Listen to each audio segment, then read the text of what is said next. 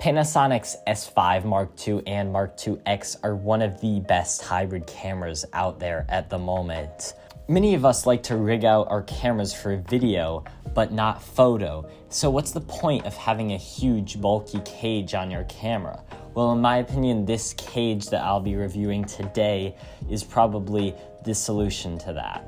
I've basically left it on this camera since I've got it because it doesn't get in the way of the ergonomics of the camera for photography, and yet it allows me to expand my rig with tons of mounting points. In this video, I'll go over what I really like about this cage, what I don't like about this cage, but also why you might want to pick up this cage instead of other competitors on the market. The cage I'll be reviewing today is NEEWER's half cage for the Panasonic S5 Mark II and Mark IIX.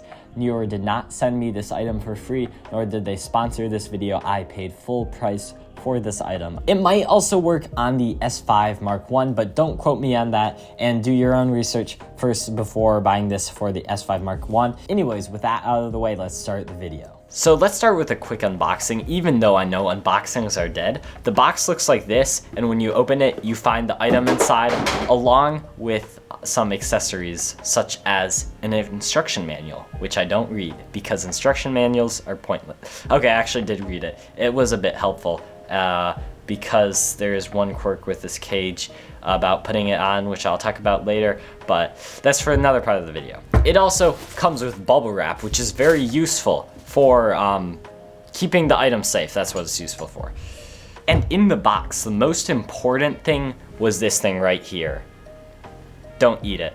Anyways, the thing we've all been waiting for, the cage itself. So out of the box, the cage comes like this, fully assembled with the HDMI cable clamp on it and this thing, bracket thing, which I'll talk about later.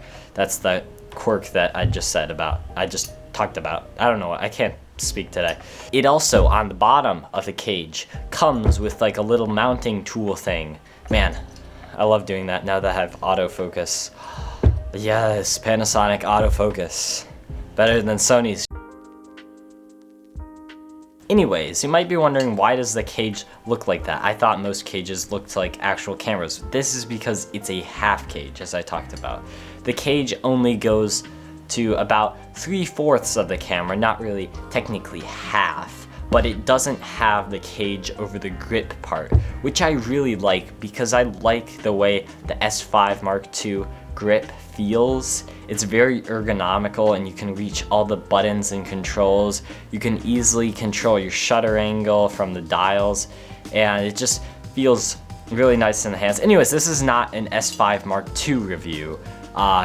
Tell me in the comments if you want an S5 Mark II review, but I feel like if you were to get a full cage on it, it would make the grip a lot bigger, and my hands aren't ginormous, so I don't want the biggest grip in the world. So having a half cage makes a lot of sense to me. It also makes a lot of sense if you're a photographer and a filmmaker. If you're doing both photo and video. For photography, you generally want the lightest setup, especially if you're using prime lenses or lighter zooms. If you're doing video, the stabilization in this camera is amazing, so in my opinion, you don't have to rig it out a ton. That's just my opinion. You can do whatever you want. You can rig it out so your clients say, that's a cinema camera. But in my opinion, if you're doing both photo and video, this cage makes a lot of sense because you can mount a lot of things on it while not being super big and heavy and ruining your ergonomics. I've seen some camera cages that kind of block or limit the ability to open the SD card door, and since this thing does not go on the side with the SD card door, it also doesn't block like the front button, the lens mount button. I've seen some cages don't really block the lens mount release lever thing button, whatever you want to call it, but they kind of go near it, so it's a bit harder to push the button, especially on this cage back here. I found that was an issue with that. And then also, it just doesn't add unnecessary bulk to your rig, which some cages, especially the full cages that go up here and go around and stuff, they tend to add a lot more bulk than half cages like this. Well, you might be thinking, well, using such a big camera cage sounds terrible. Why don't I just use no camera cage at all? It means I don't have to spend money on a camera cage, and I don't have to hassle with putting it on and all that stuff. And yeah, that sounds great. But camera cages are great for mounting things, for rigging. Like I just said, you can rig. I like rigging my camera up. Anyways, they're great for rigging. They're also great for keeping your camera safe, which I might go into a bit more later. But I just say that because there's like this metal cage, almost like a case, kind of like what you put on your phone. And I just like feeling the security of using the camera with a cage, because if I drop it, I know I'm not certainly doomed, I'm almost doomed. So don't drop your camera anyways. But with a cage, it just gives me a bit more peace of mind. But also the other thing is that you can attach wrist straps easily. Not the kind that go onto your neck strap and like sort of dangle off, and then like when you move your hand around, your camera goes flying around. But the kind where you slide your hand into and then your hand's there. I'm talking about these things. The camcorder style wrist strap, where you can do this and your camera, you can do that and your camera's not going anywhere. You can do stuff, you can like type on your watch, you can like text people, you can do whatever you want like with your hands while holding a camera, which is awesome. And it saves me a lot of time on set when I'm the 2 times a year when I'm on set. It is a bit harder to rig it on a half cage than a full cage. I'll say that for sure, because it kind of goes over the battery door, I believe. But these things aren't that hard to take on and off, so it's not that big of a deal. And I think with the size you're saving with one of these cages, it's probably not a deal breaker. But I will tell you another option at the end of this video that does have the cage over the battery door, so you do get easier use of these hand straps. Alright, but what about the stability of the cage? How sturdy is a half cage? Because you think, oh hey, the full cages go over the entire camera, so they must be more stable, right? Well, some of them are, but this one has a second mounting point. So this allows you to clip the cage into the camera's neck strap. And this means that it will be more sturdy on the camera than a cage without this feature. Now I know a lot of cages do have this on there now, so it's not really only to this cage, but I have seen a few that don't allow you to do that. Alright, so now let's go over the features of this cage, starting with just the side and the top, just the mountability of this cage, all the mounting points and mounting hardware. Because let's be honest here, if you're buying a cage, one of the main reasons for people to buy cages are because that's the only way they can mount things on their camera. So starting with the top, we have I believe 4/4 20s, I think that's what they're called. Don't quote me on that. It's just a standard tripod head screw.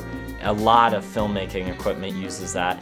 And then the other mount we have on here, other screw hole, is a 3/8 screw hole. It's the larger one in the middle, and that mounts larger things like monitors, other filmmaking stuff, top handles, and there is a special thing, if you see those 2 holes on either side of it, the tiny ones, that is called an RE style locking pin. So that way, when you put your top handle on your camera to do some nice shots with your top handle and stuff, your top handle doesn't go start moving around and your camera isn't moving around.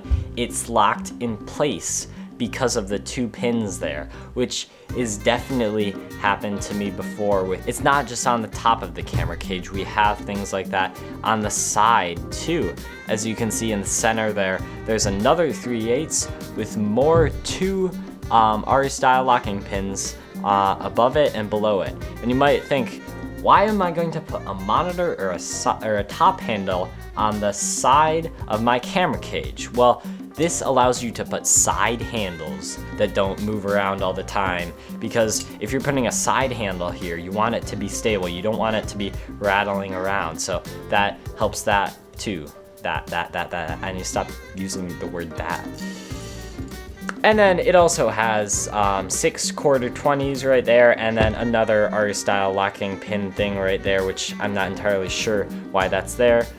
Maybe someone in the comments can tell me why that's there. There's also 2 more up there. Oh, I think maybe that could be for the NATO rails, which is the next amazing thing that this includes, which its biggest competitor, the Tilta cage, does not have. By the way, if I'm sounding like this cage is amazing and stuff, I'm not sponsored by them. They did not send me this product for free. Nobody sends me products for free. It's very sad. If you're a company, please send me a product for free. If you want to help the channel out, subscribe, please. Thank you.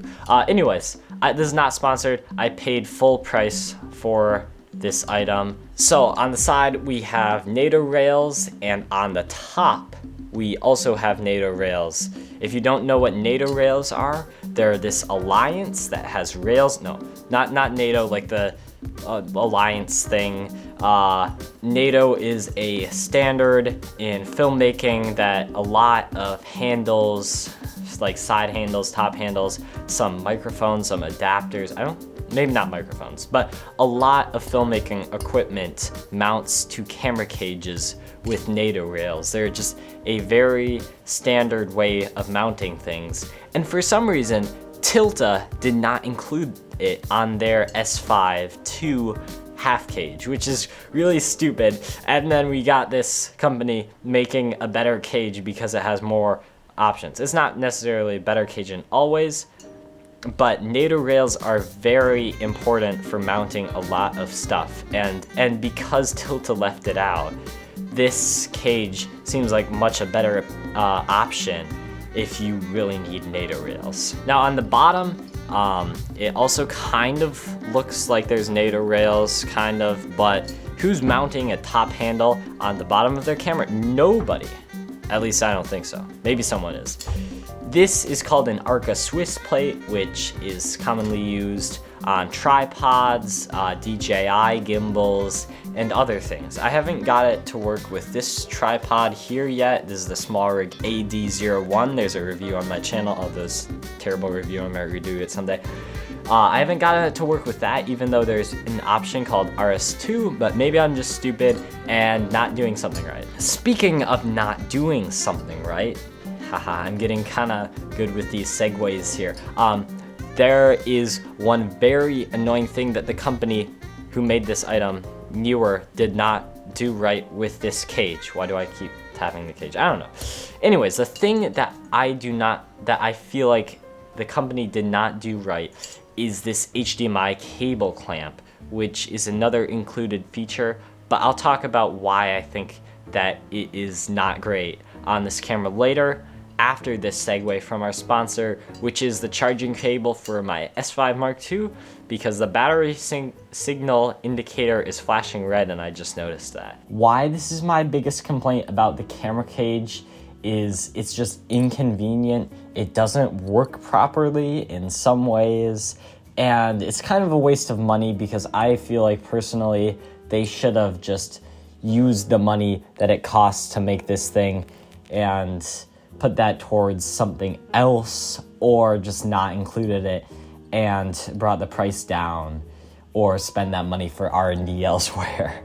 Because honestly, I feel like if you need an HDMI cable clamp, you're better off buying a third-party one by a company that designs these better. The first issue of this HDMI clamp is that when it's on the camera, it's harder to take out the multi-tool from the bottom, which is a tiny little issue, but it can be annoying if you want to get that thing in and out. It just kind of blocks it a bit. Sometimes it does, sometimes it doesn't. But the main issue is that it prevents the screen from flipping out. Let me explain. All right, so this is the main issue with the HDMI cable clamp on the S5ii cage. So if you have the cable clamp on here, you can tighten and loosen this screw to adjust like where the cable sits. The main issue I have with that is, especially if this is out a bit, if you have a thicker cable, look at what happens when you try to flip out your screen. You can't. It is prevented by this cable clamp right here. And yes, you can move this back and forth a bit, but even I have this moved back quite a bit. I could push it back a bit more probably. When I open up this screen, I can have it like that, and I guess I could have it out in like selfie vlog mode if I want to do some vlogging. But the main issue I have is that if you're behind the camera, you can't flip it up. And then another issue, again, this thing doesn't really come out as easily. You can't slide it out, while with it off you can. You have to kind of like get it out like that, which minor complaint, but it could slow down time on set.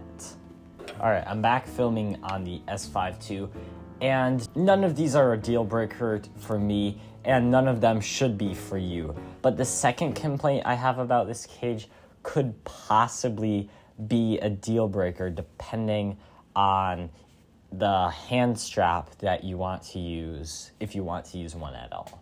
So the issue with this cage is that the bottom plate does not extend to the edge of the battery door or to the edge of the camera grip, which means that if you want to use a strap, like a side hand strap, like I was demonstrating earlier that I have on this camera right here, you will have to rig it so it goes below the battery door, which could prevent you from changing your batteries as quickly, and it could slow down time on set, and it might not work with all hand straps, which is what the competitor, the Tilta cage, does have. But overall, I think that the benefits of this cage, such as it being in stock in more places, it having more mounting points such as the NATO rails, it just has a lot more innovation, and the reviews are a lot better. There's not that many complaints I have about this cage. It's a great cage at a great cost, and I feel like if you just recently picked up an S5 Mark II and you're doing video and photo, this is probably the best option out there on the market right now. I'm pretty sure I covered all the points that I wanted to in this video, and if so, I hope you found it educational, entertaining, or helped you with your purchase decision of what cage you want to buy for the S5 Mark II, Mark IIX, the S5 lineup. Anyways, thanks for watching. I hope you subscribed. If you didn't subscribe, I will know.